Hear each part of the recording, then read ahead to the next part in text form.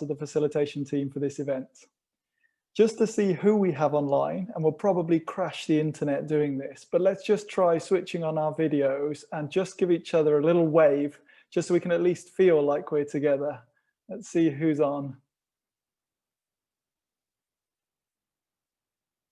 Come on. Hello, people. Good, fantastic, excellent, thank you. In these unusual circumstances, sadly, we cannot be where we want to be, which is together in a meeting room together. You could say that in some very small way, we are displaced. And many of us have never faced such a situation. For the first time ever, a lot of us are facing uncertainty, relative hardships, new challenges, and a reduction in our liberty. And this provides a unique opportunity for us to reflect on the plight of the millions of people who are seriously displaced in this world. And so we're here on the 15th anniversary of the cluster system to consider how we can optimize the assistance that we offer to those people, to ensure that that assistance is relevant, effective, coordinated, and timely, and that it's offered with quality and with dignity. And like the people we aim to assist, I know that we have a huge amount of capacity and that we will overcome this challenge of being apart, that we will collaborate, innovate, and use the resources at our means to make this a really effective annual meeting. And so it's with that collaboration in mind that I would like to share a couple of videos of introduction. The first one from Jeffrey Labovitz of IOM. Good afternoon, good morning, or good evening to all of you joining us in different time zones for this opening session of the Global CCCM Annual Meeting. It is a pleasure to be part of this event that gathers so many practitioners from across sectors and countries. I know the teams from IOM and UNHCR have been working hard over the past several months to bring all of you together. With all of the ongoing crises, displacement at record highs, and the expected impact of climate change, it is more important than ever that we all work together towards ensuring safety and dignity for those living in displacement. That is why it is so exciting to see the development and progress of the minimum standards for site management over these past few years. The minimum standards will help make CCCM more consistent, measurable, and predictable. It will also become a useful tool for raising awareness and advocacy. At IOM, we see CCCM not only as a sector that improves the quality of life of displaced people, but that also enables people-centered responses by other actors and sectors. The COVID-19 preparedness and response in camps and camp-like settings over the past 8 months has highlighted CCCM as a vital and critical sector in displacement. We have been privileged to work with relevant departments and ministries of various countries to adapt and localize CCCM frameworks. It is of utmost importance that these response frameworks fit with local practices, cultures, and administrative structures. So far, our approach has been working. It's also worth mentioning our work on GBV. Over the past 5 years, we have been working with many colleagues and organizations to improve the mainstreaming of GBV risk mitigation. This is now part of our good programming approach and has become almost a natural reflex for colleagues in the field.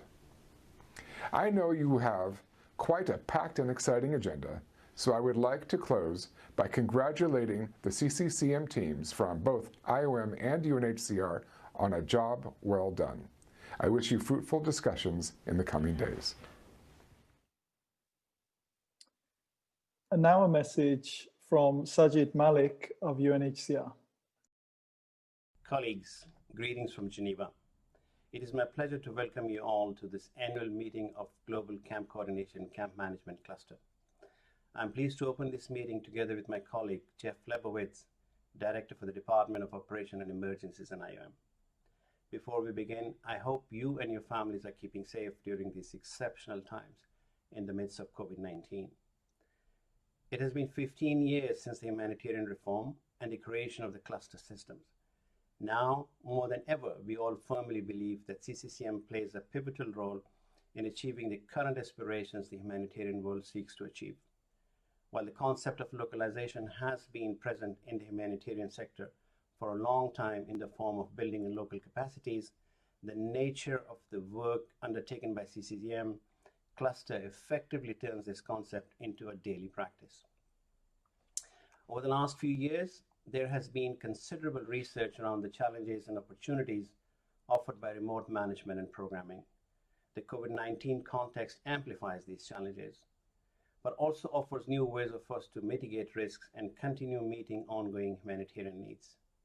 There's a massive opportunity to support localization commitments through enabling increased decision-making and program management by national organizations, staff, and communities. CCCM possesses the tools and the know-how to facilitate the practical implementation of localization.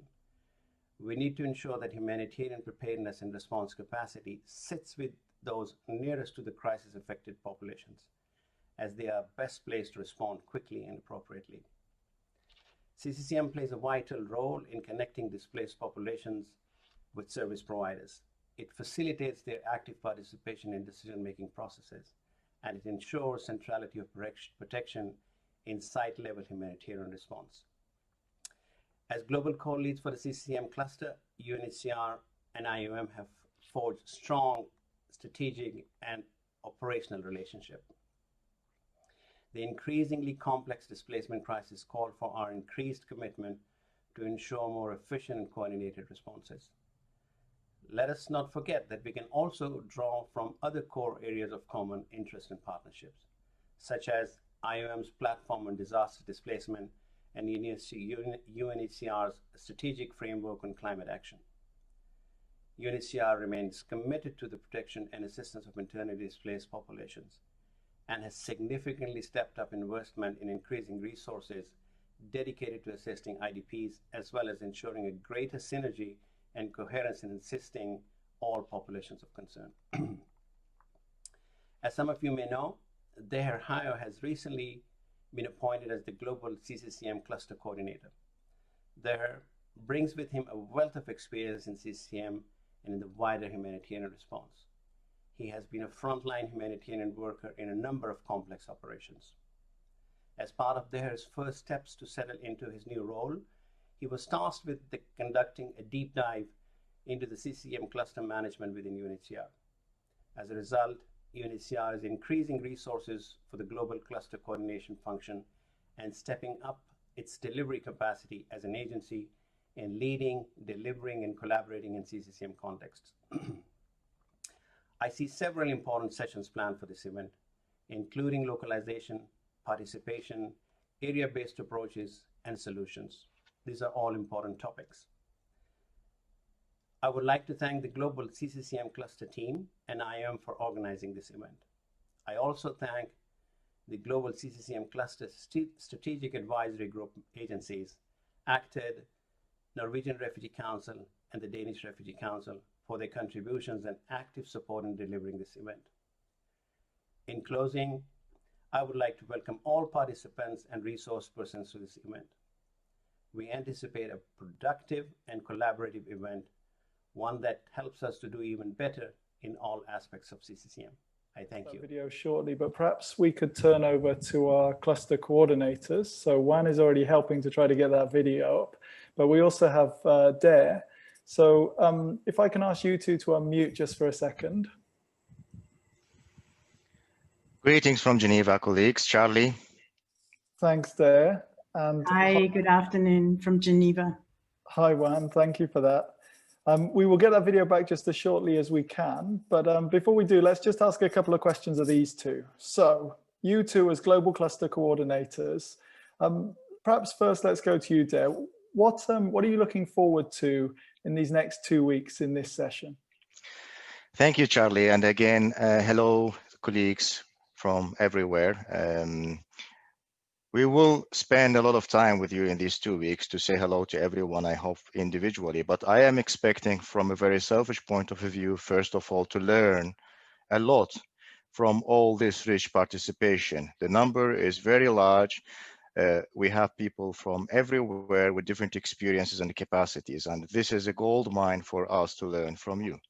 I am also expecting from you all colleagues a constructive discussion during these days. I'm also expecting a lot of very useful feedback from our cluster working groups who are with us and who will have their sessions as well. We will also be carefully listening to the cluster coordinators and the practitioners as well to take the best examples and the lessons learned from the fields. What is more important for us, we will expect also to hear from you how in the coming months and how in the past months we all have managed to jointly overcome one of the main and the key challenges the world has been facing, represented by COVID-19. Thank you. Over to you, Charlie. Thanks, Dare. That's great. And Juan, maybe a more challenging one for you. If I were to say, what would success look like for this event? What would a successful event look like in 2 weeks' time? You're on mute, Juan. I just want to do that so everyone else won't feel so bad if they forget to unmute. That's very kind of you. Thank you. No, actually back in June when we started planning for this global meeting, seems like a lifetime ago, Charlie. But we had a couple of things that we put to you as to like what we want to achieve. You know, first of all, we wanted to feel like it wasn't online. And that we can have side conversations and interactions, you know, that it's possible for participants to talk to each other. And that event will give voice to a range of different people, with many taking leading roles throughout the event. Basically, we hope that it will be genuinely participatory. So I feel like the best success comes when I get to hear about it from other people at the end of these 2 weeks, whether this is through formal feedback or as informal gossips that I definitely hope will be coming my way.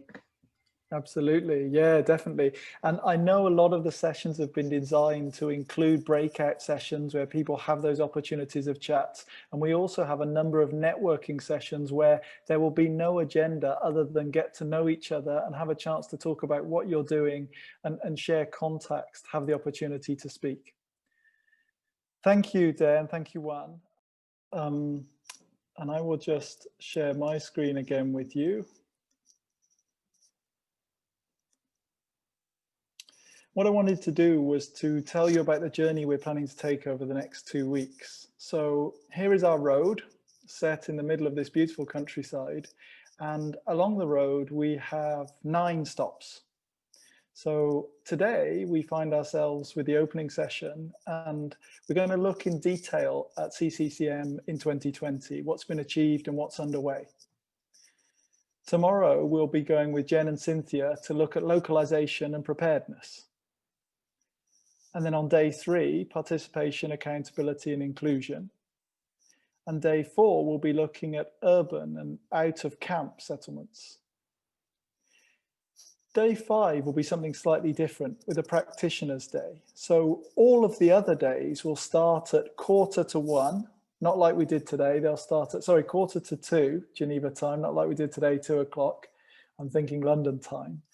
But the 5th day, Practitioners' Day on Friday, is an event that will run throughout the entire day. So on Geneva hours, somewhere from around 8 o'clock in the morning through till around 6 p.m. in the evening, where different groups of people working in CCCM have organized different events to happen throughout the day in different regions and different languages. And the whole agenda hopefully has been shared with all of you. If you haven't received that, please contact us and we'll make sure agenda gets to you. It's going to be a fantastic day and a really good opportunity to network. Then we start next week. So a week today on Monday, there will be a day focused on transition and nexus, the famous nexus. And then on day 6, physical environment on Tuesday. On Wednesday, we'll be looking at CCCM standards in practice. And then on Thursday, I will be leading you through a session on strategy. for the global cluster. So that's what we're going to do across these 2 weeks. Each day, the Zoom link is the same Zoom meeting number and the passcode is the same. So if you're concerned about where you should be at what time, you can try to log in, and if your other commitments mean that you can't log in exactly at the time you need to, or you need to leave for part of a session and come back, that's no problem at all. We just want to see you as much as we can, as often as we can. So feel free to pop in and pop out as it suits you and as it works for you. So Charlie, just before you go on, I just want to flag that for day 5, the transition and Nexus, we're going to be starting an hour early because we have some speakers that are based further west. Really good point. Thanks, Juan. Thanks for that. So that will be starting at 1 p.m. Geneva time, correct? No, sorry, we start at 2:45. Sorry, 3. Oh. Now I'm the one who's confused. It'll be starting at 2:45. Okay, so a little later. So instead of 1:45 Geneva time, we'll be starting at 2:45. So we'll be starting 1 hour later. Okay, we're really clear on this, honestly. So a couple of logistics. So apart from that day, we'll be starting at 1:45 Geneva time, and we'll be using Zoom. And you can just scribble down this meeting number and passcode somewhere if you want to, if that's helpful. One thing that's really important to mention is that for a number of the sessions, we'll be in breakout groups. And for some of those breakout groups, we're hoping that you'll be able to choose your own group based on the subject you're particularly interested in. To do that, you'll need the most recent version of Zoom. So if you're joining Zoom via the web, i.e. you don't already have it downloaded onto your computer, there's no problem at all. It will take you to the most recent version. If you have Zoom downloaded on your computer, most likely if you've already had a Zoom account, then you'll need to go and update to the most recent version. And you should know a screen, you should be quite familiar with a screen that looks a bit like this. When you're at this screen, simply select Zoom US at the top and then check for updates. Make sure you do that after this session, but before tomorrow's session, because in tomorrow's session, you'll be able to select your breakout groups based on the subject you're particularly interested in. But that'll only work, as I say, if you've got the most recent version of Zoom. So now I would like to talk just a little bit about Zoom and about the technology we're going to use. I think that technology in these meetings is somewhat of an inclusion issue, and I think it's like walking down a path together. If we want to walk together, we need to make sure that we walk at the pace that's most comfortable for the slowest person. So for those of you who are already genii and brilliant at Zoom and all things technology, you can snooze for a couple of minutes now. And for those of you who, like me, are a little less comfortable with technology and like to go through things a bit more slowly, then take heed, because this might be helpful. So the first thing that I think all of you have managed to do is know how to mute and unmute and switch on and off your camera.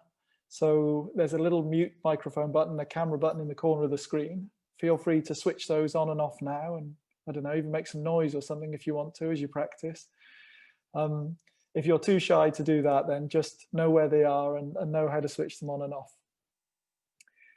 The other important thing is your view options. So as I'm sharing my screen, at the top of your screen, you should have a little green strip, and next to that green strip, there'll be a gray strip where it says view options. And the best option is often side-by-side mode. What that allows you to do is it allows you to have the video on one side and the presentation on the other. And if you're very skilled, you can hover your cursor over the vertical white line that split those two, and you can move them one way or the other, making either the video smaller from the presenter or the presentation, the screen they're sharing, smaller. And you can adjust those to however you'd like those to be.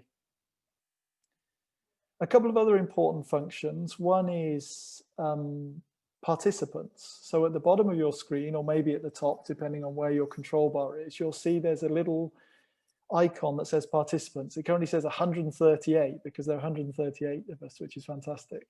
If you click on that, then it opens a new window and there's a list of participants there. and you can click on those participants, and you can do various things like send them a chat, etc. But at the bottom of that list, you'll also find a number of small icons, green, red, and blue. And we might be using some of these in the session. So you have an opportunity to raise your hand, or you have an opportunity to give a thumbs up or a thumbs down virtually, or say yes or no. And these sort of things can be quite helpful to facilitators when they're looking to get you to share an opinion on something. The other way you can do that is at the bottom of your screen, there is a reactions icon. See if you can find that now. And if you can find that reactions icon, see if you can give me a thumbs up. So click on reactions and give me a thumbs up. Yeah, look at that. We've got thumbs going up in the air. If you want how to do it, can you do a round of applause? That will make us feel better about losing the video at the beginning. Fantastic. Thank you. Thank you very much. That's great. The final function that I want to share in Zoom that's really important is chat. And you can see there's a link to chat again on that same toolbar. When you go to the chat box, and a number of you have already used it, so you're clearly comfortable with that, you can type messages in there. And we strongly encourage you, as we go through all the sessions, to be typing into the chat. We've got a facilitation team, so there'll always be 1 or 2 people who are monitoring that chat and drawing out some of the key things that are coming from it, whether they be questions or points, and they'll try to pass those to the facilitator. It's a bit difficult with a group of 138 people, but they'll do the best they can to try to give us an opportunity to get those issues aired and make sure we're discussing them with everybody. I don't want to mention very much about breakout rooms. I've mentioned it a couple of times already, but mostly because in Zoom, breakout rooms just happen. The facilitator will choose to put you into breakout rooms, and you'll be automatically picked up and carried and dropped in a breakout room. What you will have to do is select to agree to that. So if something pops up on your screen, it says, you're being asked to move to breakout room 1 or 2. Please don't say no, please say yes and go to the breakout room so you can chat with your colleagues. And then finally, I just wanted to mention about recording. We do want to record these sessions because we think it might be useful for people who can't make the sessions at the time, and useful for us to capture some of the important discussion and debate that takes place. The recording also includes a transcript. So that includes a transcript of everything that's said and a transcript of the chat that is shared with everybody.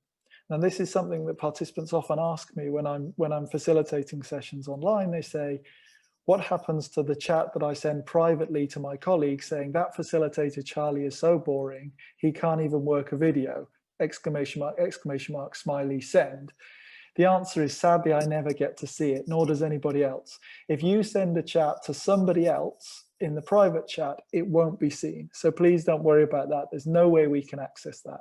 What we can access is the chat in the room and the transcript of what people say. So if you're happy to be recorded, then carry on. If you're not happy to be recorded, then we're really sorry, but we're going to record anyway, just because we think we need to. Okay, one other thing that we're going to use, one other tool we're going to use is Mentimeter. And so what I'd like to do is I'd like to show you Mentimeter just as an example. And we're going to do a couple of polls just to find out a little bit about who we have in the room and ask you a couple of questions. So bear with me 1 second as I share my screen.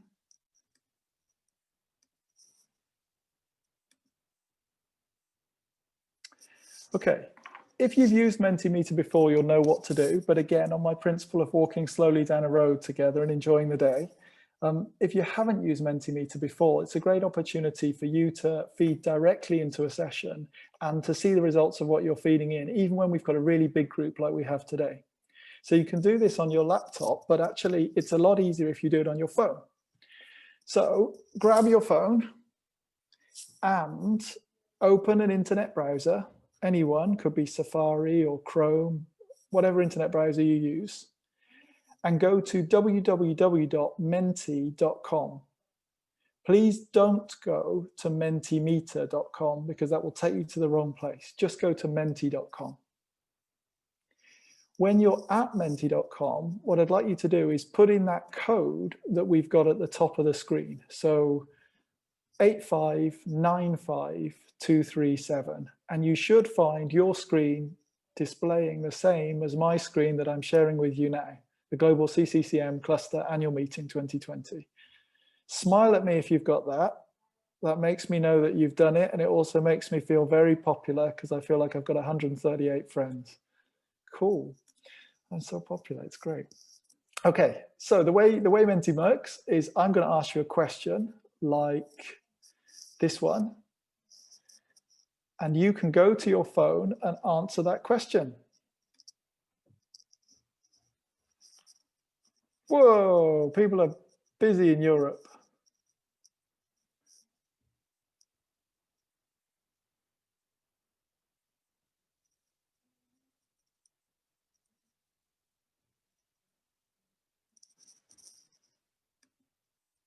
So we have 53 respondents from 137, so we'll give it a bit more time. We could do with a few more people in Oceania. What about East Asia? Might be a bit late. We did have someone in Australia earlier, I'm sure. Well done to someone who's in Oceania for joining. Maybe they just woke up. Thank you for that. Okay, we're coming up to about, we've got just over half of our participants now. So we'll give people a couple more minutes to see if we get a few more. If you can't find any of this on your phone, it's often because you might have gone to mentimeter.com, not menti.com. So make sure you're at menti.com and select your option. So we're a bit Europe heavy today, it seems, based on 77 of our participants, but a nice mix in terms of some folk from different places too, which is good. West Africa strengthening, I see. Okay, fantastic. So let me ask you a different question. Based on, you may be somewhere right now because of COVID or because of travel restrictions. So I'm going to ask you another question, or they're flying in now, and that is, where do you normally work? So let's go to the next question. So if you work in a different place from where you are currently, and you've been moved because of COVID, where do you normally work?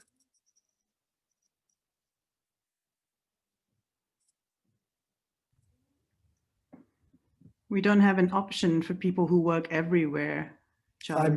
Thank you, Anne. It's a Can good I complain? I mean, kind of right now. So where is your office normally, or where are you normally? If you're, for example, if you're at home because of COVID, and hopefully you're well, but if you're at home because of COVID, rather than being at your normal place of work, where did you come from? Were you working in East Africa, in Latin America and Caribbean, in East Asia?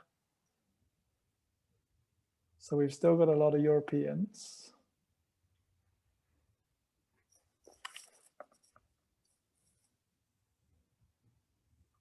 Okay. Okay, so let's go on to another one then. Oh, a couple more coming in. Well done, Southern Africa, got in just before the deadline. So then let's try this one. How much work experience do you have? So how much experience do you have working in this sector?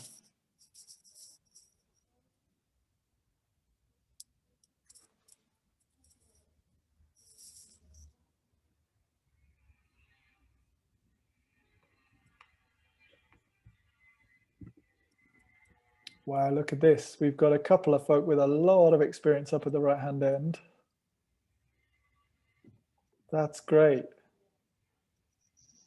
That's great. So someone who has much better maths than I can work out the average of those and multiply it up.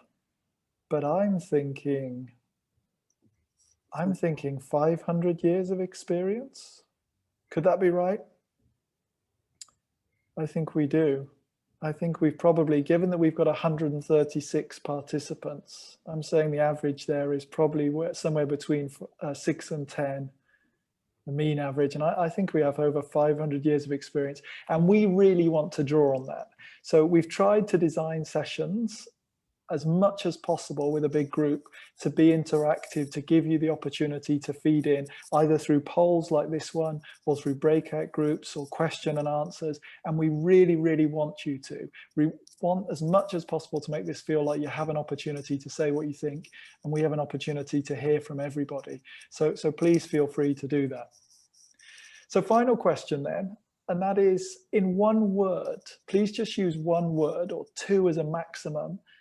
Type in, what do you hope to get out of this event? And we're going to see if we can get an image of what you hope to get out of this event over the next 2 weeks.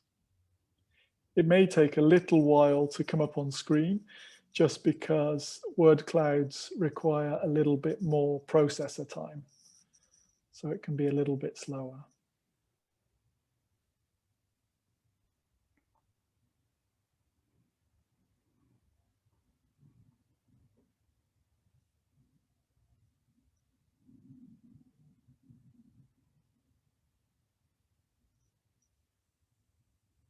Knowledge is remaining very strong. Inspiration, I really love that inspiration is so big there, that's great.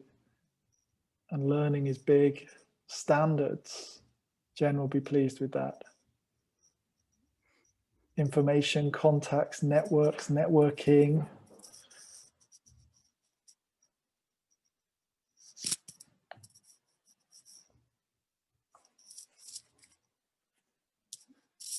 This is fantastic.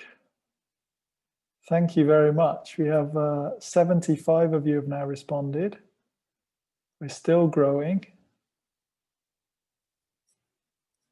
Maybe you've already responded and the answers are just coming in. Fantastic. Okay. Listen, thank you so much. I really appreciate you taking the time to do that. And hopefully it's a little bit of a taster of what we can do with these polls. We can combine our knowledge and combine our strength and capacity and see the power we have to make this event successful, to bring about as much positive outcome as we possibly can. So I'm going to stop sharing now, and I'm going to ask Brian perhaps if he's able to load the video for our celebration of 15 years of the cluster system. So before we do that, Charlie. Oh, thanks, Juan, and supported ably by your cat, which is good to see. So before Brian has it. Brian's got it. Before we load this, we just wanted to say a couple of things. It's important to say that we've tried very hard to draw this information from a wide variety of sources and been as diligent as possible in terms of trying to make sure everything is correct. But, you know, times change, numbers change fast. There may be a few slight errors in here. I think basically what we're saying is, if there are, please don't write in. Please just enjoy the video and think a little bit about what's happened over the past 15 years, both from facts and figures, but also reflections from people who've worked in CCCCM for that period. Over to you, Brian. Following the Indonesian earthquake and the Asian tsunami of 2004, the humanitarian reform that took place in 2005 had created the cluster approach as one of the way forward for coordinating humanitarian responses. October of that year also saw a... Juan, you're just going to have to continue. Do you remember it? Sorry, some sound issues. Let me try again. Let me do it, Brian. I think maybe easier. Sure, thanks, Juan. Sorry, you're going to have to hear my voice double now. Following the Indonesian earthquake and the Asian tsunami of 2004, the humanitarian reform that took place in 2005 had created the cluster approach as one of the way forward for coordinating humanitarian responses. October of that year also saw a massive earthquake hit northern Pakistan. And while these emergencies have resulted in large-scale CCCM responses, there were no cluster activation for camp management, with camps being considered undesirable. The cluster in Sri Lanka was not activated until 2008. We talked to Kelly Flynn, who reflected on her time working in pre-cluster Sri Lanka as part of the tsunami response. Hi, everybody. It's a pleasure to just make a couple comments about camp management and camp coordination in terms of the 2005 tsunami response. More than 15 years ago, I was brought to Sri Lanka to be a lead trainer and project coordinator for the Norwegian Refugee Council on an ECHO-funded project. It was called the Site Management Training Project. My focus was northeastern Sri Lanka, IDP camps, and following the tsunami. And this was pre-cluster officially. And so a couple of realizations, I think, from contribution to the sector is that 2005 was definitely a time of enforcing and understanding and the importance of training for camp management, and later combining this with cluster coordination. And in 2005, it was a focus on training the national authorities, non-state actors, and in this situation was the LTTE, but also host community members, IDPs, UN agencies, and INGOs working in the response. It was in 2006 that the first formal CCCM clusters were activated in response to flash flood in Kenya and Typhoon Durian in the Philippines. In 2007, the cluster was activated in Sudan amidst expansion of the UN peacekeeping force and the Darfur peace talks in Libya. In that same year, Pakistan experienced another significant flooding, which led to the activation of CCCM cluster. Here's Brian Kelly to tell us more about that response. Hi, my name's Brian. I was with IOM in Pakistan after the earthquake struck in 2005 and through the massive flooding in 2010. In 2007, Cyclone Yemyen struck Pakistan, killing 19 but leaving thousands homeless and on the move in the isolated province of Baluchistan and northern Sindh. Didn't gather nearly the attention of the earthquake, but it affected many people in some of the poorest parts of the country. Largely because of the trust built between the government and the international community after the earthquake and the standard operating procedures put in place, the cluster system was activated, including the CCCM cluster. The total response was only seeking about $40 million, and I think the CCCM requirements were about $1 million, focused on rolling out the displacement tracking matrix and some quick household level procurements. We received support from SURF and from OFDA, now BHA within USAID. The members of the cluster included IOM, UN Habitat, Mercy Corps, and I think Save the Children. Apologies for any omissions.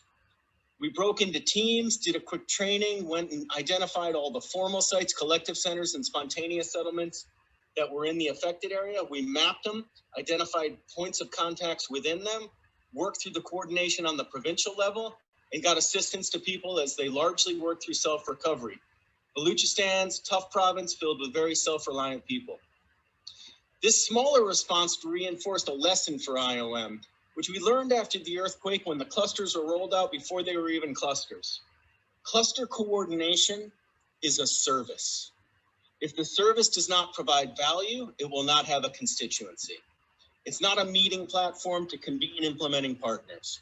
It's a method to bring together peers to shape a common strategy, deliver what we can, and provide more value as a group than we do as individual agencies. 2008 saw 7 active CCCM clusters, as well as the first IDMC's published figures on the number of new displacements. The geographical focus of the activated clusters shifted to Asia in 2009, with 4 of the 7 clusters activated in the region. On the 12th of January, a catastrophic magnitude 7 earthquake struck Haiti just west of its capital, displacing an estimated 1.5 million people. Here, Giovanni Cassani shares his reflection on the CCCM response in Haiti. I think Haiti represented a very steep learning curve for CCCM actors. We had to learn to respond in an urban context, and in particular to manage camps by geographic areas rather than camp by camp. We had to learn how to support returns in collaboration with local authorities, the mayors, the service provider, and I think we created the concept of community resource centers to help this process. And then finally, I think one of the tools that were developed there was the rental subsidy, which was a way to give cash to IDPs to allow them to choose a place that they could rent, and the place had to have minimal standards in terms of access to water and electricity. And that was a big game changer for the response there. Why was it unique? Because Haiti is an incredible place, and anyone who has been there obviously knows about it. Second of all, because it was an urban disaster. The earthquake struck the capital city, a city of 2.5 million people, mostly living in slums or informal settlements. And the humanitarian community had a very hard time to adapt, to respond in such a context. By 2011, 8 clusters were active, stretching from Nicaragua to the Philippines. 7 years after the first cluster activation, based on reality on the ground, the global cluster initiated discussions around the contribution camp management agencies can have outside of camps. Typhoon Haiyan, or Super Typhoon Yolanda, made landfall on the 7th of November, killing an estimated 63,000 people and displacing over 4 million. It remains to this day one of the most powerful tropical cyclones ever recorded. One of the key highlights in working to coordinate CCCM cluster in Tacloban during the response to Super Typhoon Haiyan, or Yolanda as it's known in the Philippines, has definitely been to work alongside national and local authorities in the process. And I think this relationship has grown over the years, and hopefully we've been part of the process in incorporating the framework, the responsibilities, as well as like SOPs and capacity development efforts in the Philippines since. It's definitely the way to go in how we work, both coordination as well as site management. 2014 saw a shift of cluster responses to more conflict contexts. The outbreak of civil war in South Sudan at the end of 2013 led to the coordination of CCCM in protection of civilian sites, with a cluster working in camps alongside peacekeeping force of UNMISS. This year also saw an escalation of the civil war in Central African Republic. The shift towards more conflict settings continued in 2015, with new clusters activated in Yemen, Iraq, and Syria. Here we have De Hayo reflecting on the Syria cross-border cluster response. Following a unique United Nations Security Council resolution, the cluster system in Syria was established in 2014. The clusters are based in southern Turkey, coordinating the provision of cross-border humanitarian assistance to northern Syria, where hundreds of thousands of IDPs are living in hundreds of informal IDP sites. Due to lack of security, the access has been the main challenge we are facing in Syria. The clusters are not able to be physically present in these IDP sites. However, with the area-based approach, and thanks to the Syrian staffs operating in these IDP sites, we have managed to overcome this challenge and to continue providing assistance in these IDP sites and reporting the needs and the gaps. A notable activation in 2016 was Nigeria, which has since become one of the largest CCCM responses. The picture of country clusters looks very similar to today as crises become more and more protracted. In 2017, the cluster was activated in Peru following a magnitude 7.1 earthquake and floodings. This same year, the cluster was also activated in Somalia.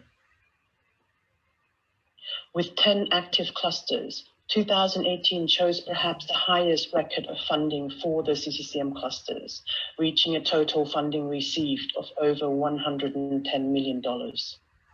The latest activation of the CCCM cluster in response to natural disaster was in 2019, when Cyclone Idai struck in March, triggering CCCM cluster activations in both Mozambique and Zimbabwe. And here's Rafael Abis to tell us more.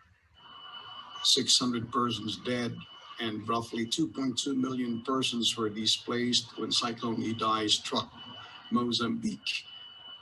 from the get-go, it was important for us as a CCCM cluster to build upon the relationships and the credibility that were established by the previous CCCM program in country. We need not explain ourselves. The government authorities, they knew who we are, what we do as a CCCM cluster. And that paved the way for a smoother, facilitated collaboration and cooperation from our entry point of building camps to relocating IDPs and even to the point of returning some of those IDPs to their villages of origin.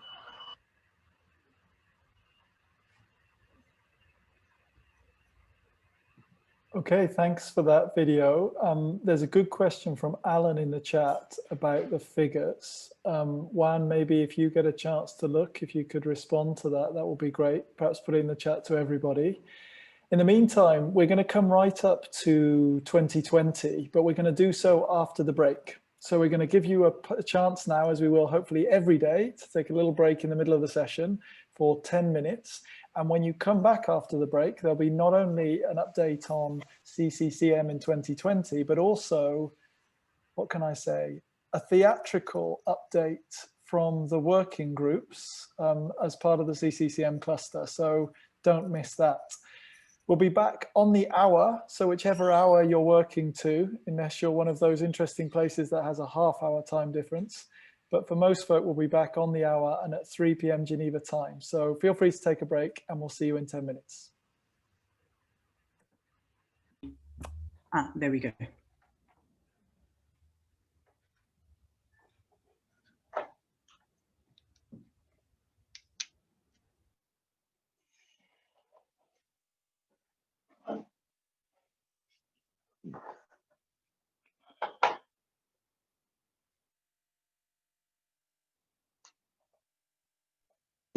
Please confirm if you can hear me, first of all. Good. Yes, we do. And I can see your slide. You can see the slides. So again, I hope that you have managed to take some rest in the break, and I hope we are not flooding you with many presentations. Once again, welcome after the break. I hope you all have the access to the screen where I shared with you, and there where you will see the presentation that will be presented by Juan and by myself. I will start, and then Juan will provide some more even interesting slides from her end. First of all, I wanted to start by answering some of the questions, or trying to answer some of the questions that you are posting on the chat room. And please, again, I encourage people to continue adding and including questions. We will do our best, the team, myself, Juan, to answer the questions to the extent possible, and we will be following them. Maybe if we don't answer right now immediately, we have to discuss among ourselves and come with the best possible answer to your questions. In terms of numbers, I have been seeing one question whether we are reflecting the CCCM numbers in our presentations. Of course, there are the general numbers where we're speaking about the cluster activation, the humanitarian crisis, etc. There we refer to general numbers, but in general, in most of the cases, we are referring to CCCM related numbers, whether it is in a cluster activated context or where we have a cluster like coordination mechanisms. Which makes me move also organically to the other question that has been raised, whether we are covering cluster like areas as well. And the answer is yes. There are some countries, and you will see in the presentation, where clusters are activated following an official activation process, which is the preferable way. But also we are covering more areas where the clusters are not activated, in areas where we have internal displacements. And here, for us, again, we, of course, wherever the needs are there, we are there. But the cluster mechanism and the cluster system as such is dedicated to situations where there are internal displacements occurring, not refugee crisis. By this, I will move to the first slide of my presentation. And as you can see, we have countries in blue and countries in dark gray color. These countries around the world basically reflects where in 2020 where the cluster is operating.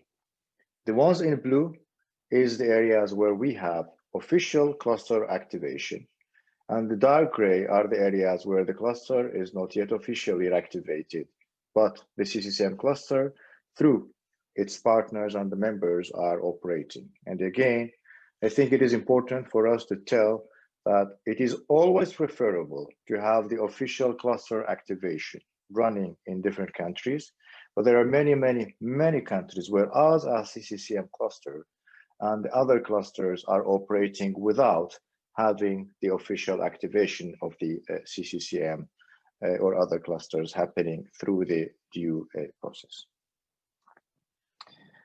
This slide is going more in depth on some statistics and some of the key areas the CCCM has been covering globally through its field clusters and the cluster-like setups around the world. I will start by answering one of the last questions I have seen before I put this on, whether the cluster is encouraging or not encouraging displacements. The answer for this has been in our discussions for decades. The CCCM cluster and the humanitarian actors are always trying to even avoid having these disasters happening. Unfortunately, the disasters are happening.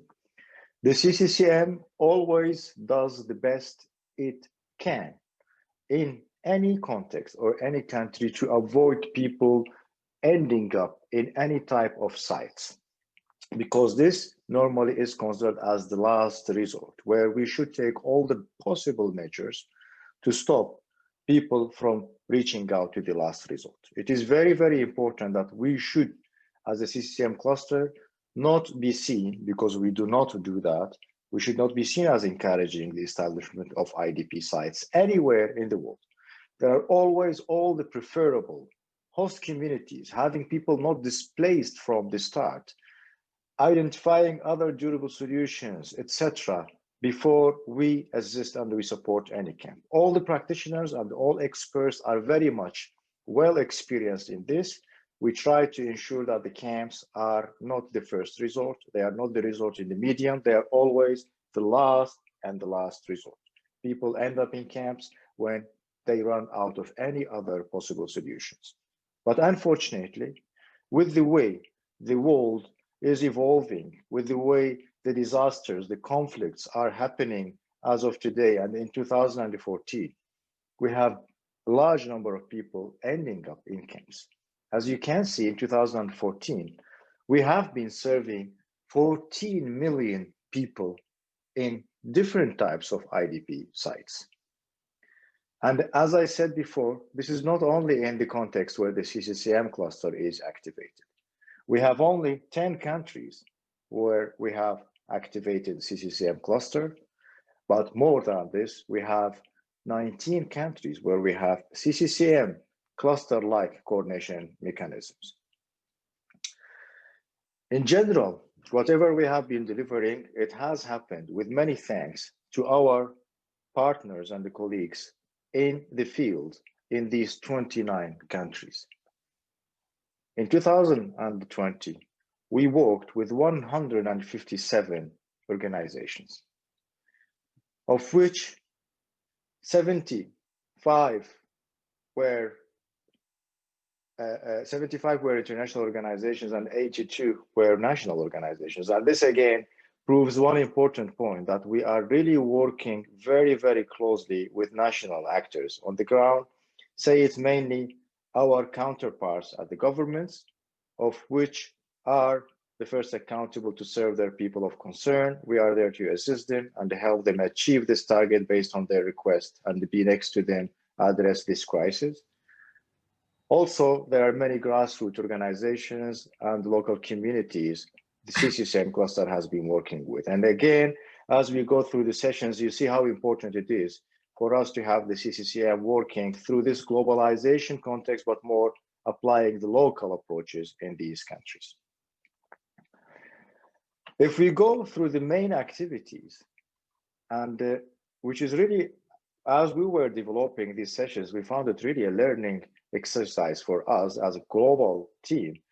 9 activities across the globe are focused on mobile teams. Mobile teams moving from one to another. As I see this, I see Giovanna on the camera smiling at us. Is a very good way of expressing the area-based approach, with which we have been developing out of camp. Jorn is with us as well, one of the flag holders of this approach. So it also very clearly illustrates that the CCCM cluster has been very much flexible in becoming very operational during difficult times and develop these mobile approaches.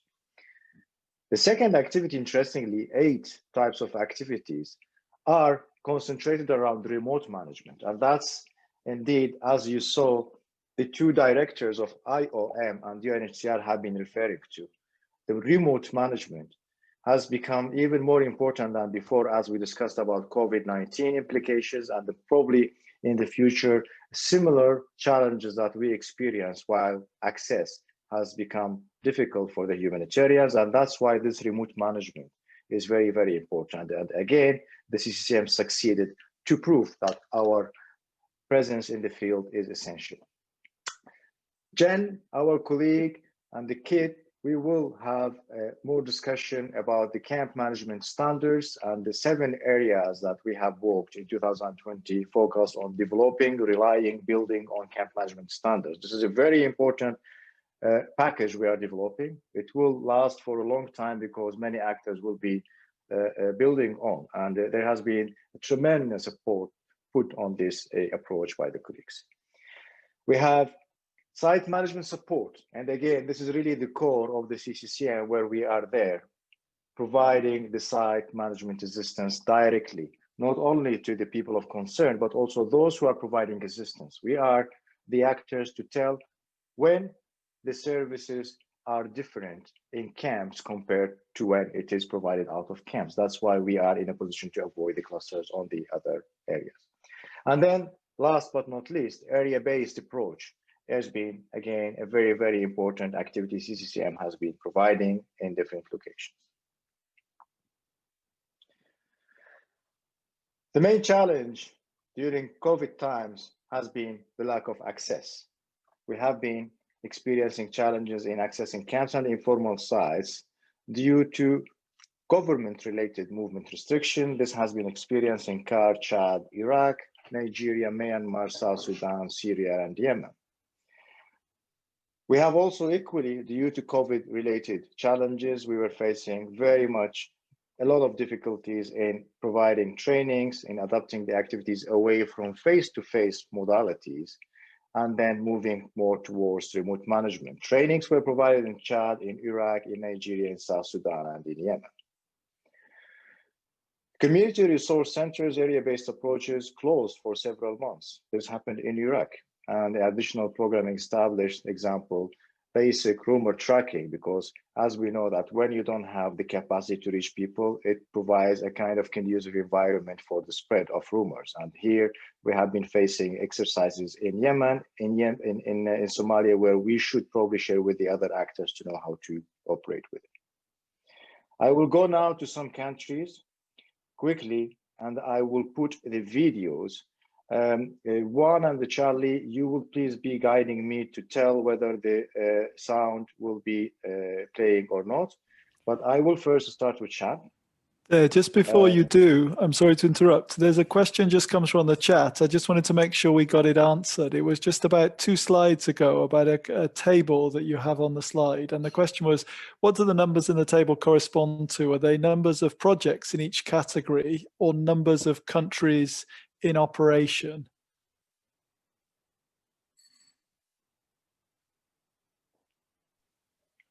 Maybe we can come back if we don't know the answer straight away. Maybe we can come back with that one. Yes, I would say number of projects that have been extracted from the HRP. So it does not reflect the total countries, but it reflects more the project, the type of projects and the approaches we have been able to extract from the cluster activated context, because these are done through the humanitarian response plan, which we have a better access for.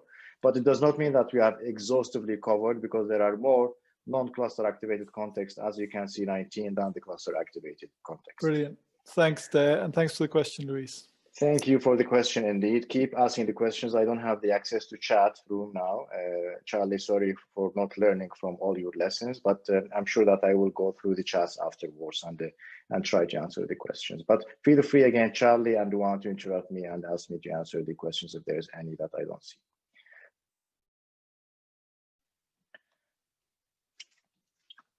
So we will start with Chad. And again, Chad is one of the cluster activated countries. The people in need there in 2020 is nearly 500,000 internally displaced persons and the other people of concern.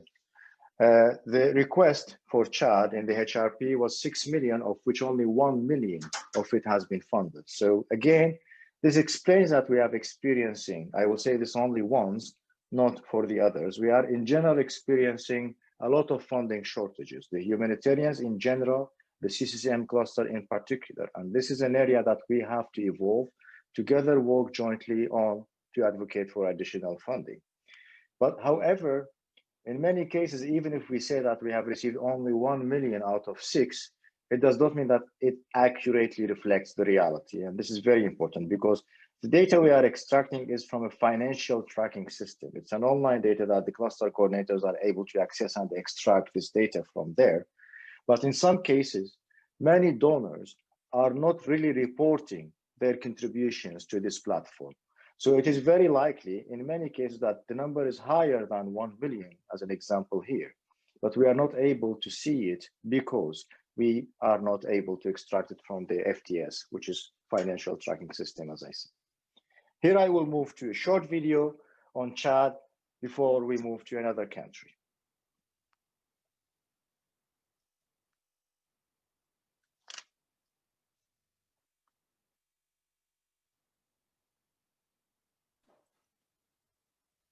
We don't have the sound on there. No, you need your sound on. So when you, on your share screen, you're just going to make sure you select share computer sound.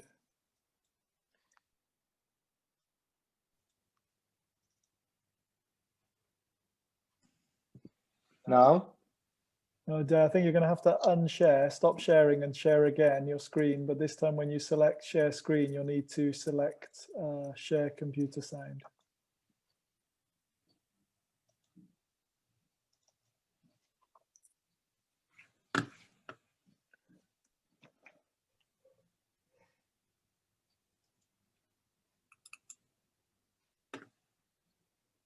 Charlie, I'm sorry, I'm repeating the same mistake as you did, probably.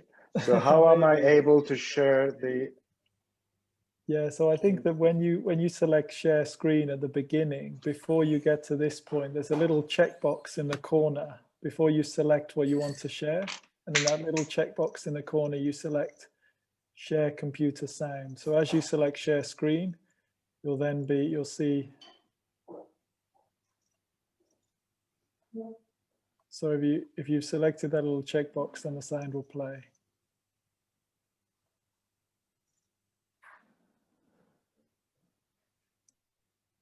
Hello everyone. I am Pierre Claver Nyandwi. I am a ShareTAC and CCCM cluster coordinator based in N'Djamena. I want to share with you 3 priorities for CCCM cluster.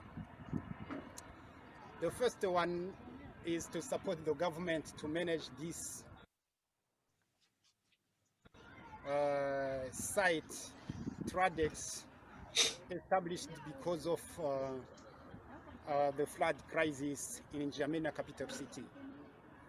The second priority is to train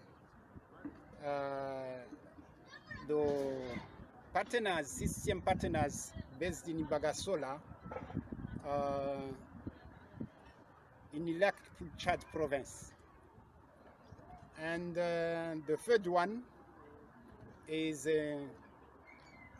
to create a coordination network with the actors working in development and other clusters to be able to support the people of concern to be resilient because of the situation that they faced in Lake Chad province, and the humanitarian actors cannot support them efficiently and without gaps.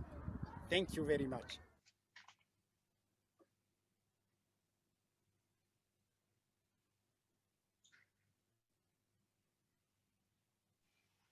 I hope everybody managed to hear the presentation.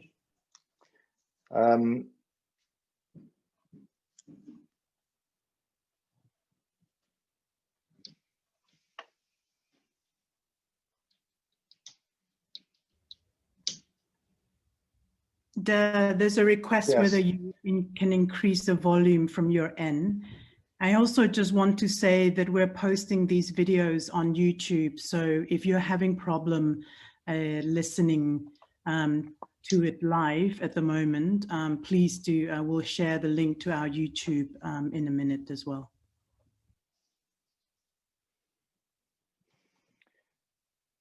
Thank you, Juan. For the volume, I hear also some other colleagues are telling that the volume works okay with them. I will try to raise it to the maximum in the next video. We have 3 more videos to go to. And again, these are only the countries that have managed to send us their videos. We were supposed to have many more videos, but unfortunately, we could not receive other videos. And again, people are going through many challenges during this difficult COVID period. The second video is about Iraq. Once again, Iraq is an activated cluster. The annual request for funding in 2020 was $24 million. Very few of this has been funded. Very limited activities were directly funded under the HRP, and the funding has been one of the key challenges the CCM cluster was facing in Iraq. The targeted population is nearly 770,000 individuals living in different types of IDP settlements.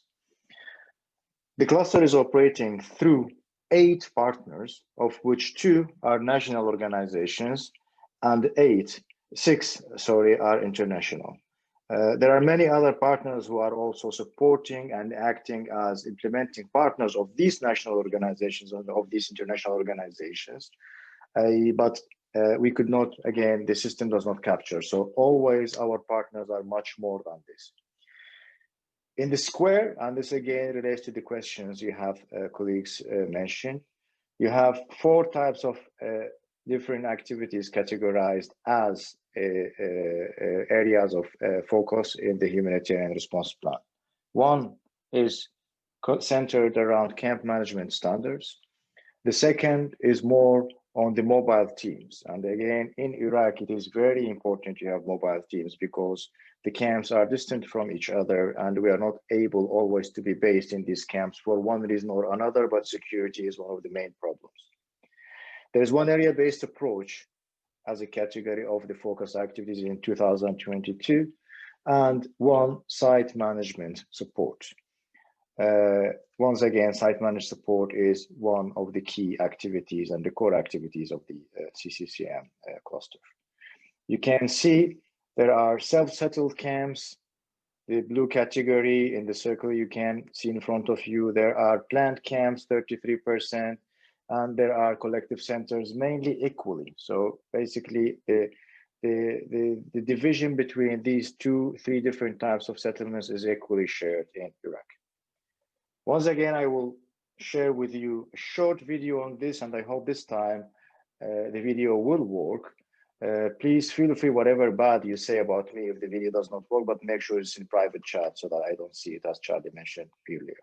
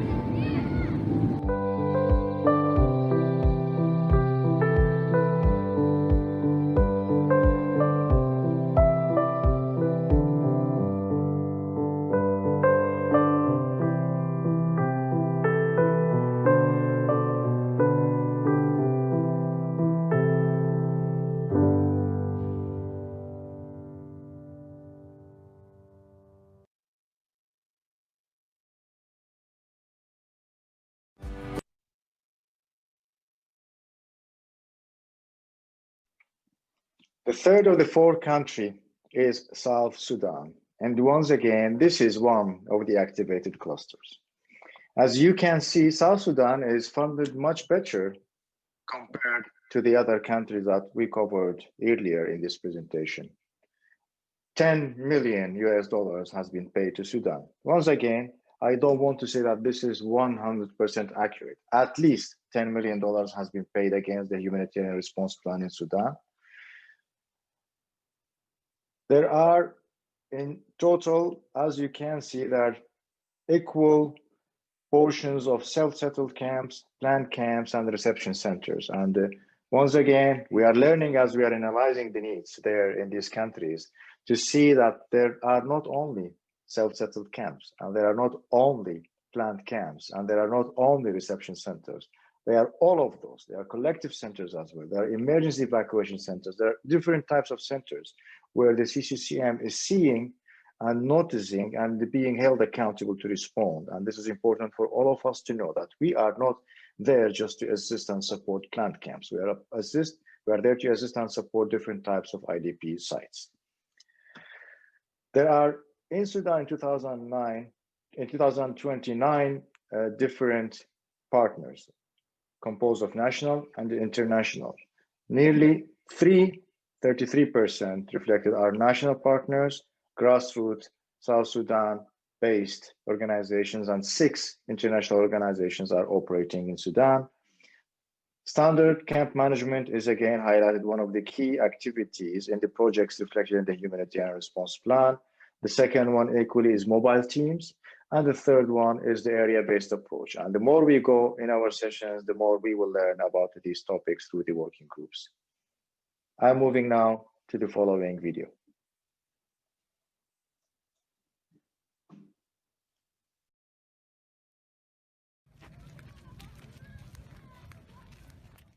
The priority for South Sudan camp coordination and camp management for 2021 will be 3 different approaches.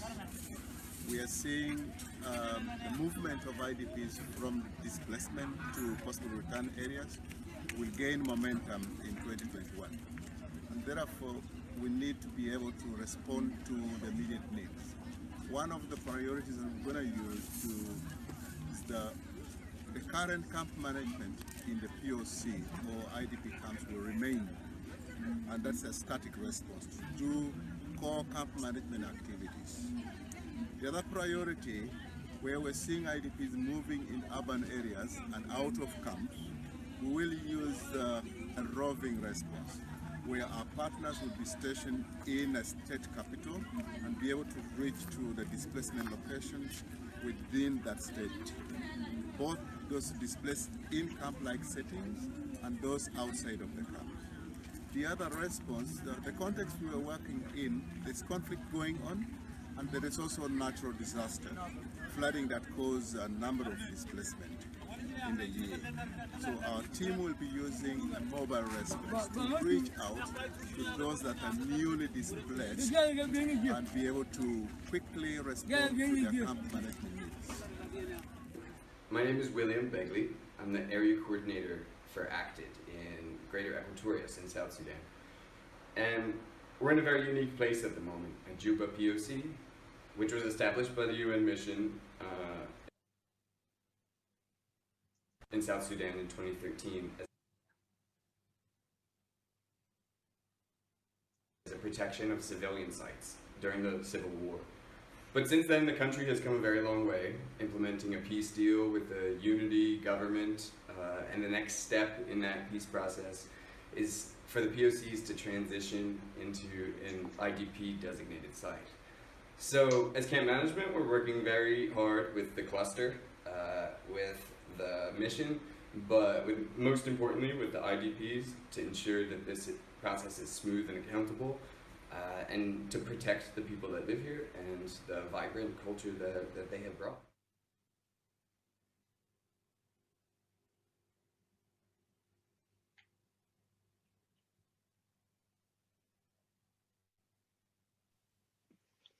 Okay, I hope there has not been many interruptions. We will now move to the 4th And the last context where the cluster is activated, Somalia. Somalia, where I have worked many years ago, is one of the activated clusters. As you can see, the request for the funding in Somalia is relatively high because the country has been prone to many and different types of disasters, unfortunately. Out of 34 million requested, 8 million only has been received in 2020. The targeted population is more than all the others. It is 2 million people indicated as people in need for a CCCM, of which all are living in self-settled camps. It is simply because it has been over the past decades very, very difficult for the humanitarian actors to organize planned camps and provide continuous assistance in these camps because of, again, unfortunately, due to security and some other challenges as well. The number of partners in Somalia is 23, of which 16 are national Somali organizations and 7 are international organizations.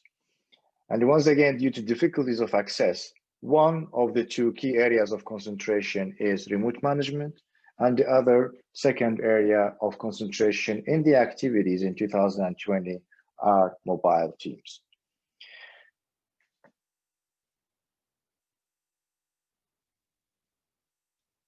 I will once again try to play another video and share with you before I hand up to Juan.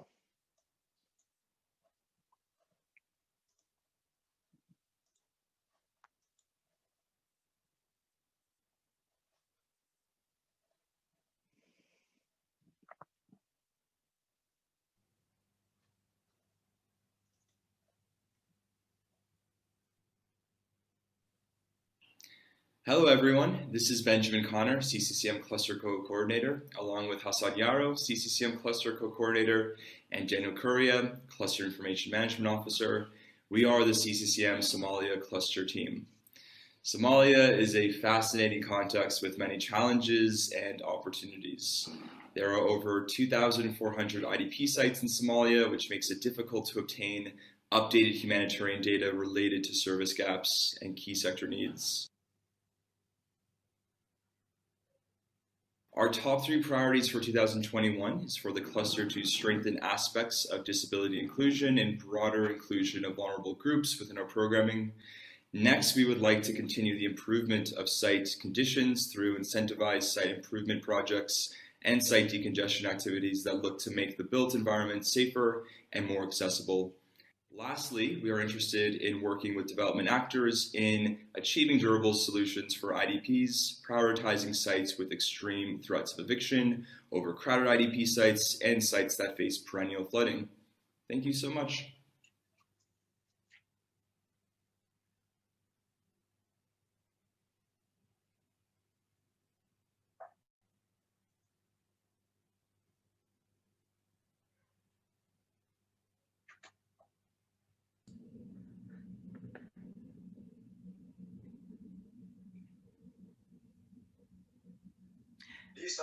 Thank you, Dar. If you can cue the presentation to the next slide for me, please.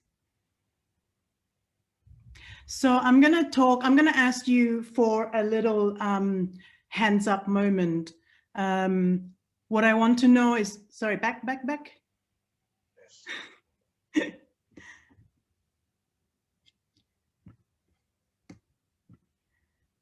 Perhaps perfect. Thank you, Da. If I can ask for a show of hand for people who have heard from us this year, maybe outside of this meeting, obviously. Have you heard from us, whether from newsletters, whether for social media or emails, updates?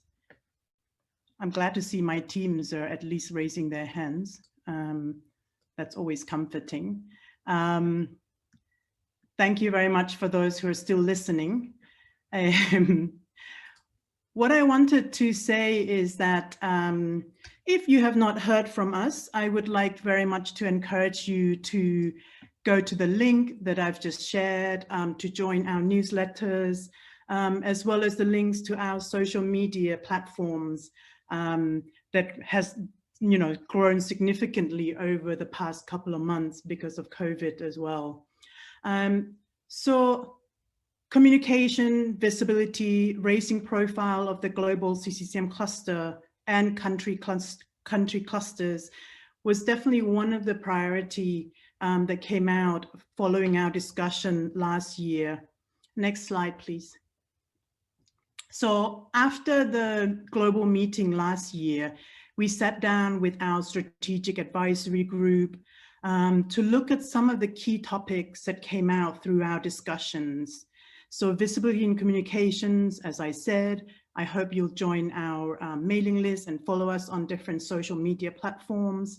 We also talked a lot about guidance and tools that is suitable and adaptable to operational contexts and need. Capacity development remains like a key priority, and I think 2 years running now from what we hear from those of you who participated last year. We also had a lot of sessions that collaborated with other sectors and also looking at, I think as both directors from IOM and UNHCR mentioned earlier today, also the contribution that we do from CCCM sector towards humanitarian development nexus. Localization was a big theme last year, and this year we have dedicated sessions tomorrow that will look more at localizing CCCM in operations, in coordination, and other aspects such as capacity development. And of course, one of the big things that we did was to sit down together to plan for this year's global meeting. Next, please. Obviously, we met face-to-face in February thinking that, it's time, we've grown enough now that we're gonna go out from Geneva and take our global meeting on the road, as you say. We were gonna meet in Kigali in Rwanda this year. Obviously, it didn't quite go as planned because if it did, our cluster meeting would look slightly different. Next, please. So this is what we were envisioning for our global meeting this year, that we will be in Kigali. But I feel that since we didn't quite make it, but the benefit of having it online is that we have more people joining us this year than ever. But I feel like we need to show you the gorillas anyway, just to bring some of that flavor of being in, a country together. Hopefully next year, who knows, Giovanna, right? Okay, next, please. So, but the year hasn't been idle for us in the global meeting. The SAG has been in existence for 4 years now, and we also took a chance earlier this year to take a look at the TOR for Strategic Advisory Group, and in relationship to that, look at how we can grow membership at the global level as well, hoping that we can have more engagement from different partners for the global cluster. So we've now put on our website also a form for different organizations to apply and join us. This is cccmcluster.org if you're not familiar with our website. And the form and explanation on how to join and different criteria is available there.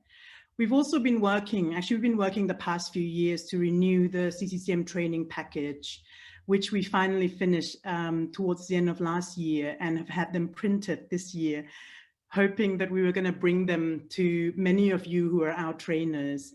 Meanwhile, I have around 100 copies in my office. So if anyone passes by through Geneva, please do feel free to reach out.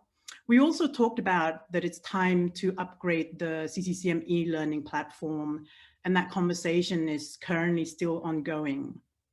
Based on how successful the collection of case studies were last year, we also issued a call for submission of case studies, looking at different thematic areas. We've collected 17 case studies this year, and we're currently working to edit and work together with the submitters to finalize those case studies. We drafted a guidance on localization in coordination, which we'll be talking more about tomorrow.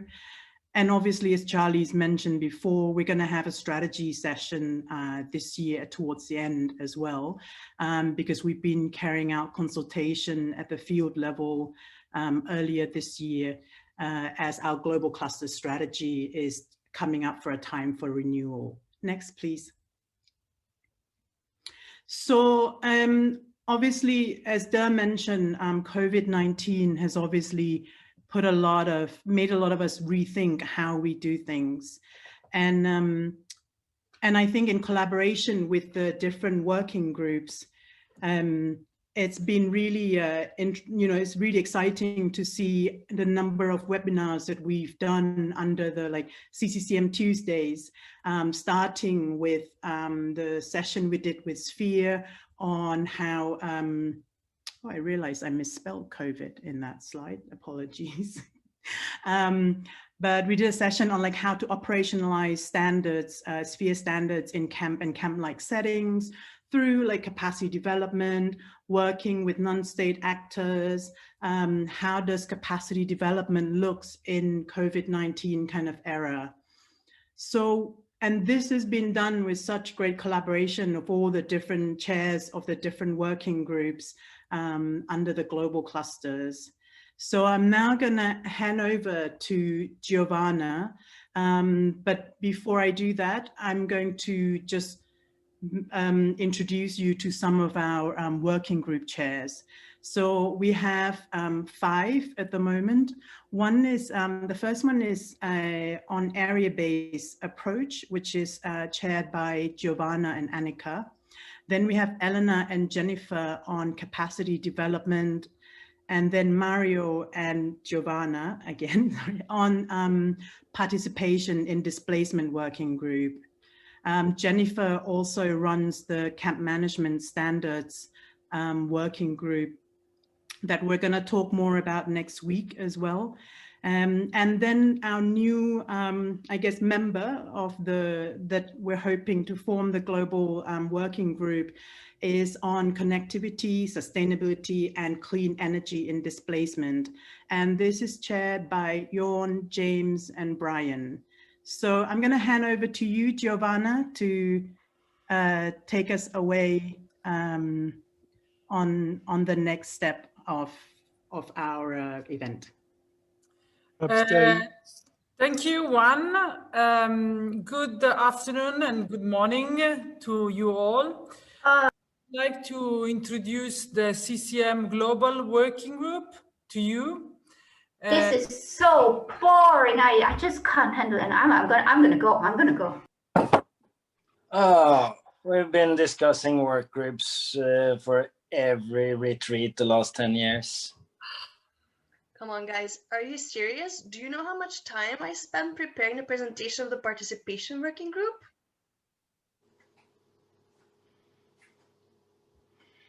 All right, Mario, don't you worry. I'll start and do the updates for you. The Participation in Displacement Working Group is co-chaired by NRC and IOM. It was activated in October 2019 because ensuring meaningful participation of all groups of a displaced population in decision-making processes and in camp governance structure is an essential pillar of good camp management. Even though much learning and guidance on participation already exists, the working group acknowledges that particularly vulnerable groups such as women, girls, persons living with disability, and ethnic minorities still face barriers to participating in camp life and influence decision-making.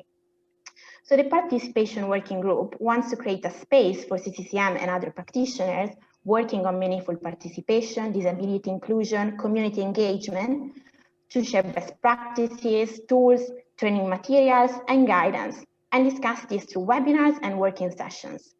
It also aims to identify gaps and challenges related to ensuring meaningful participation and explore ways to find solutions. Over the last year, the working group organized 4 webinars, one on women's leadership in Rohingya refugee response, the second on women's roles in coordination during displacement, the third one on community engagement and participation during the response to COVID-19, and the most recent one on the NRC Community Coordination Toolbox. On top of this, the working group also had a working session on key achievement and prioritization with their members. To find more resources related to participation in displacement, as well as the recording of the webinars, you can visit globalccmcluster.org, womenindisplacement.com, or cct.nrc.no. So since participation is a key pillar of camp management, there are many interlinkages with other working groups of the Global CCM cluster. So during this CCM global meeting, Joe and Mario hope to identify potential collaboration with the other working groups, but also to explore general ways forward for the participation working group. Thank you so much, Elena. I couldn't have said it better myself. Well, I guess maybe I can say a few words on the Camp Management Standards Working Group. They've been so productive this last year. I don't even know where to start. First of all, it's finally here after 3 years of really, really hard work. So what happened this last year? So in 2018, the larger retreat asked for the CM standards to reference back to the CM toolkit. So this past year, the working group worked really, really hard on including an annex to the camp management standards, referring to the camp management toolkit and the humanitarian standards partners document. You're probably wondering how they did all this, and I'm really curious myself too. First of all, there were online consultations from Argentina to Venezuela, from Ecuador till Peru, to make sure that all the diversity and the specificity of the needs of camp management in displacement sites in Latin America were included. First of all, and then second and third, there were amazing webinars with so many people listening in. There were more than 1,300 participants in the first webinar that was organized with PHAP. It wasn't just any webinar, it was a webinar on COVID-19 in partnership with the Sphere technical authors of WASH and Health, and it was about operationalizing the standards due to the COVID-19 outbreak. So more than 1,300 participants were in the live webinar. More than 880 people were in the YouTube video live stream. And apart from that, more than 1,220 viewers and listeners looked at the recorded event to this date.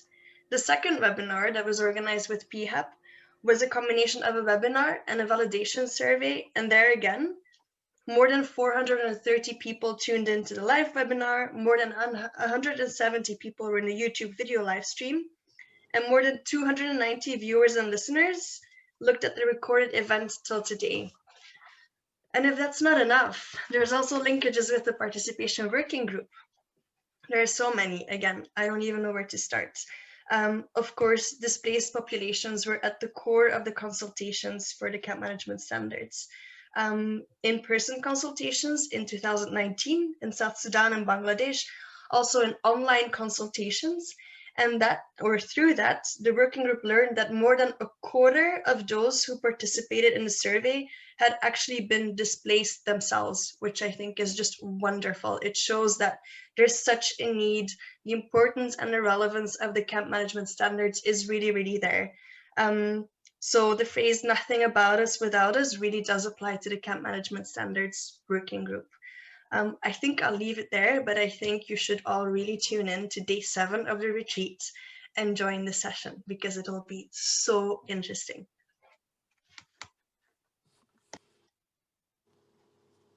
Thank you, Mario. That was really, really nicely said, and I got a little bit sentimental listening to you hear you say it. I have the pleasure of talking about the clean energy, connectivity, and sustainability working group. And my question is, where is NOAA? Because they have 3 chairs. They have James, Brian, and Jorn, but they don't have NOAA. And so I think that they need to have a 4th chair because this used to be called the ARC. And now you have a very beautiful name, Connectivity, Clean Energy, and Sustainability. And in every single way, I think that we can see even how this event shows us how important connectivity is to all of us. You know, in getting this working group going, lots of children have environmental champions in Greta Thunberg, but we have an environmental champion in Jorn. And Jorn has been our environmental champion, our own kind of Scandinavian Greta, kind of making sure that this working group gets taken off, and that we have, broadly speaking, a working group that's going to want to compile case studies and tools from the field to really make sure that we have a knowledge base of examples and making them available to CCCM practitioners. And I can say the interlinkage to me with standards is the fact that we have not had very much guidance in relationship to the environment. And it's an area that we really need. Climate change is real, it's not going away, and it's affecting displacement in so many different ways, and we really need to focus on this. The working group on connectivity, clean energy, and sustainability is also going to raise awareness in existing global networks and link them with CCCM field perspectives. And I think that interlinkage to some of the, you know, the GAP, the NEAT, the Global Plan of Action for Sustainable Energy and Solutions for Displacement, and we just heard the director from UNHCR talk about their own framework within that. And I think it will be really relevant for us to understand how this working group can make that framework relevant back to the clusters, because it's really missing and not there right now. They have been doing some work already. They had part of the webinars that we did in CCCM COVID Tuesdays, but we're looking forward to much, much more for them. And we hope that you find Noah to bring us all on the arc with you. Over to you, Jorn. Thanks. Of course, we should almost have a minute silence for those wise words, but let's see if I can do it better, because I'm presenting the area-based approaches working group, and that's a hard-working working group. So I made the video. Let's show it to you.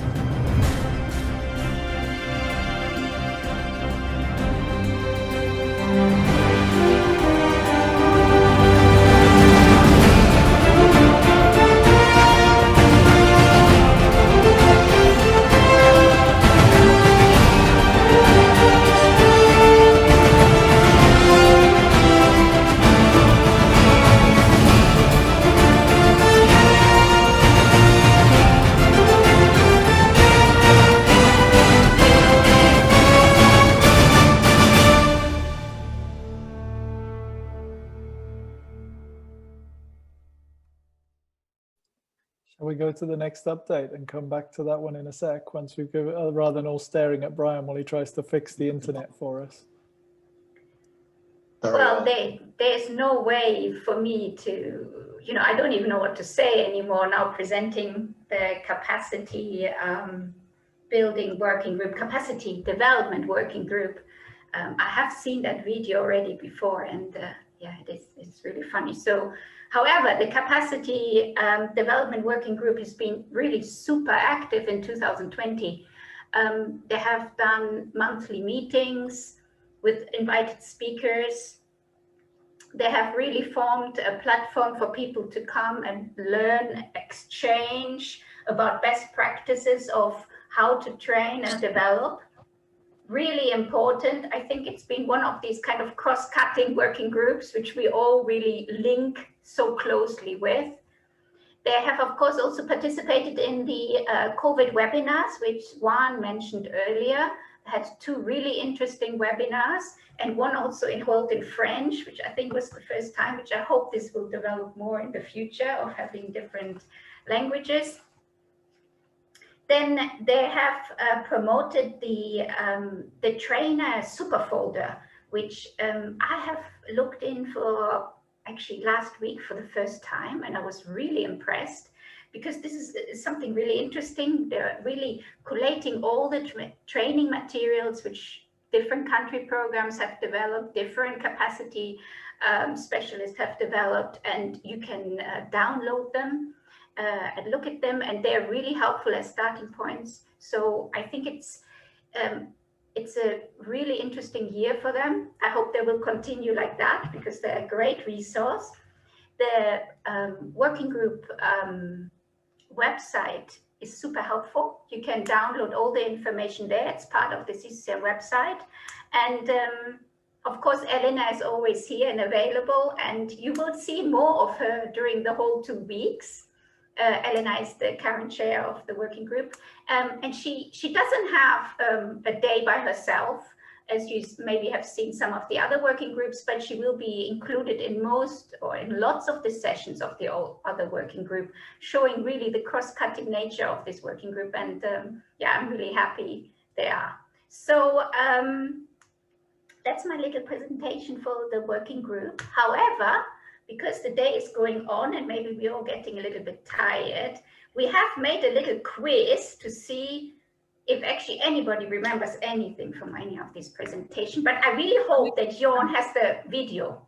Yeah, so let's look into the ambitions and achievements of the area-based approaches working group, and they have really been working hard.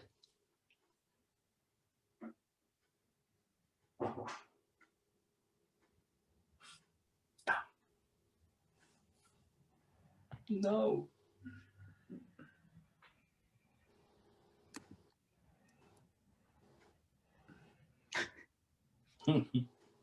Are we playing the video now? Press play. And then we see what people remember afterwards.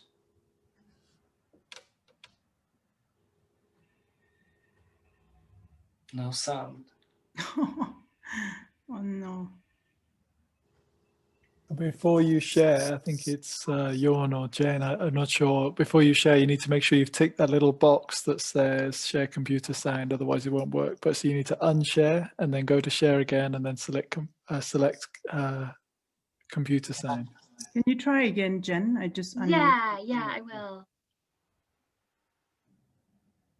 Let me try now. Mm-hmm. No sound. Ah. Oh, you need to unshare, Jen.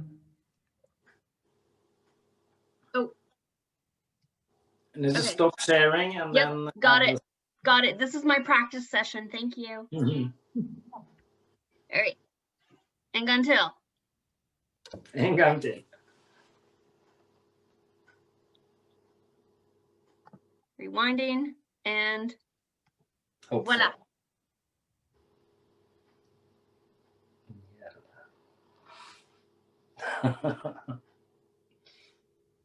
I don't have the sound. Jon, you're going to have to sing it for us.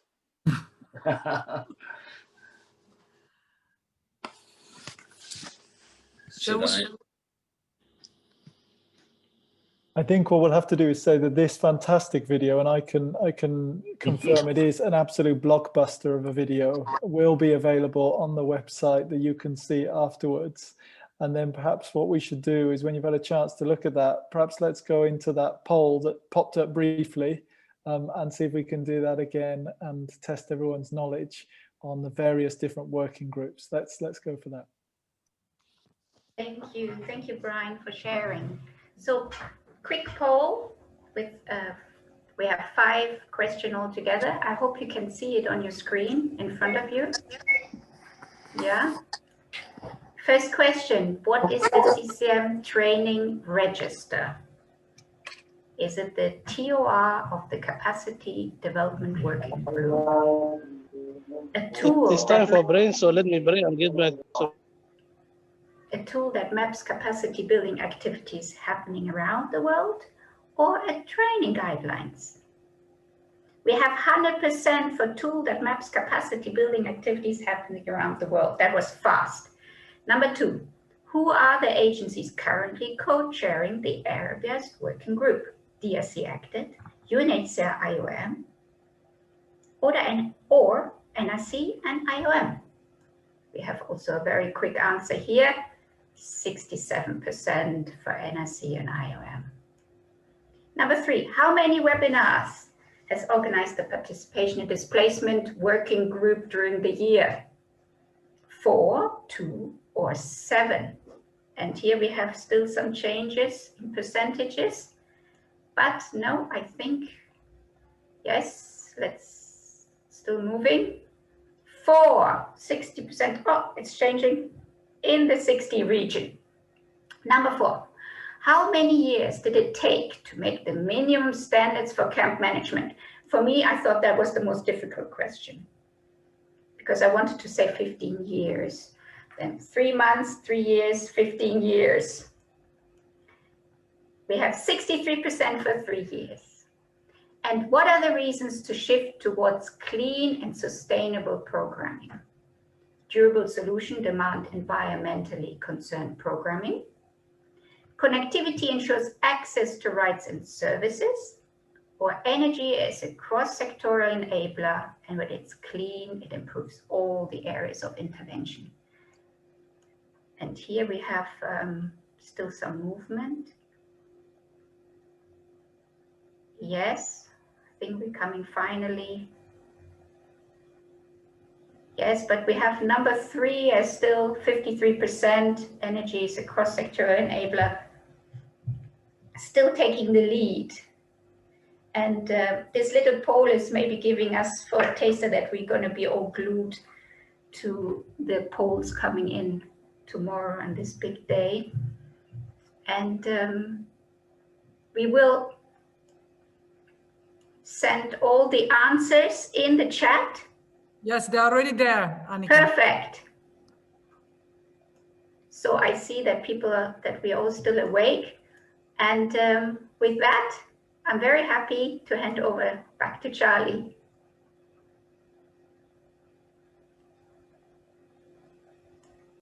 Great, thanks, Annika. Thank you very much. So I just wanted to remind everybody very quickly, because I know we're at the end of our session now, but what we have tomorrow. So just a reminder that we are going to day 2, and with Jennifer and Cynthia, we'll be looking at localization and preparedness. But before you all go, I want to ask very quickly if you would do me the favor of answering me 2 questions. So we're going to go once more to Mentimeter. And this time I'd like you to grab your phones and I'd like you to go to menti.com. You're probably still there, but this time you need to put in a different code. So the code is 51 29 62 and 3. One question is, what did you like about today? And the other question is, what would make tomorrow better? And you don't have to wait for me, they're at your own pace. So answer them when you can, hopefully now. And once you've answered those, we'd like to say thank you very much for being part of the session today. Thank you also for your patience, as we've had a couple of IT hiccups, I think it's fair to say. We will do our very best to iron those out for the rest of the event, but we really appreciate you being here and we do appreciate your feedback. So please leave a little bit of feedback in here and we will have a look at it this evening before we start again tomorrow. So the reminder for the localization participation day is that we'll start at 1:45 Geneva time, so whatever time that is for you, and we'll see you there. Thanks very much for coming. Thank you very much. Thank you all very much, and we will see you tomorrow.